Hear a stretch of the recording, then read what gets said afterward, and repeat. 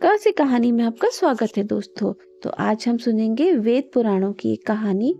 व्यास ने भागवत गीता लिखी। वेद पुराण, महाभारत और भगवत गीता महर्षि वेद व्यास लिख चुके थे। एक दिन शाम के समय वे सरस्वती नदी के किनारे बैठे थे।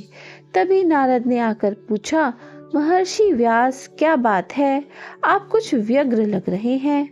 महर्षि ने कहा, नारद, वेद पुराण महाभारत लिखने के पश्चात भी लगता है मानो मानवता के लिए कुछ छूट रहा है।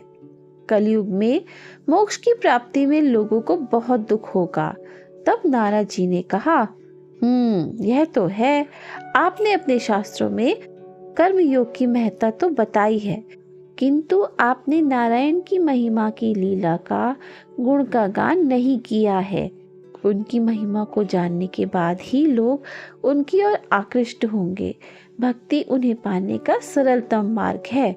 जब आप उनकी महिमा का मंडन करेंगे तब आपको अवश्य शांति मिलेगी। नारद जी ने महर्षि व्यास को भगवत लीला से परिपूर्ण एक ग्रंथ लिखने की सलाह दी और लिखने से पहले भगवान की भक्ति भी करने के लिए कहा। नारद जी की बातों से महर्षि व्यास प्रेरित हुए और उन्होंने श्रीमद् भागवत की रचना करी। घोड़े के सिर वाले ऋषि। दधीचि को ब्रह्म विद्या, अमर होने की विद्या देकर इंद्र ने कहा, दधीचि, अपनी कठिन तपस्या के कारण तुमने ब्रह्म विद्या को प्राप्त किया है। इसे अपने तक ही सीमित रखना, अन्यथा तुम्हारा सिर धड़ से अलग हो जाएगा। अश्विनी कुमार तज्ञ चिकित्सक थे, पर उन्हें ब्रह्म विद्या का ज्ञान नहीं था। एक दिन वे दोनों दधीचि से मिलने गए और उन्होंने प्रार्थना की, कृपया आप हमें ब्रह्म विद्या सिखाएं। हम आपको विश्वास दिलाते हैं कि आपको कुछ भी नहीं होगा। दधीचि पहले तो हिचके, पर फिर उन्होंने ब्रह्म विद्या अश्विनी कुमारों को दे दी। ब्रह्म विद्या प्राप्त करने के बाद इंद्र के भय के कारण उन्होंने ऋषि का सिर काटकर उसकी जगह घोड़े का सिर लगा दिया। ब्रह्म विद्या का ज्ञान दधीचि के द्वारा अश्विनी कुमारों को देने की बात का पता इंद्र को चला। क्रोध में आकर इंद्र ने तुरंत अपना वज्र उन पर चला दिया। फलतः दधीचि का घोड़े का सिर कट गया। अश्विनी कुमारों ने दधीचि का सिर सुरक्षित रखा था। उन्होंने तुरंत अपनी ब्रह्म विद्या के ज्ञान से दधीचि का असली सिर पुनः लगाकर उन्हें जीवित कर दिया। सुकन्या की निष्ठा। एक बार मनु के पुत्र राजा शर्याति अपनी पुत्री सुकन्या के साथ शिकार के लिए गए हुए थे। अचानक सुकन्या ने एक और इशारा किया, पिताजी देखिए, चींटी की बॉबी में आंखें। वस्तुतः च्यवन ऋषि तपस्या में लीन बैठे थे।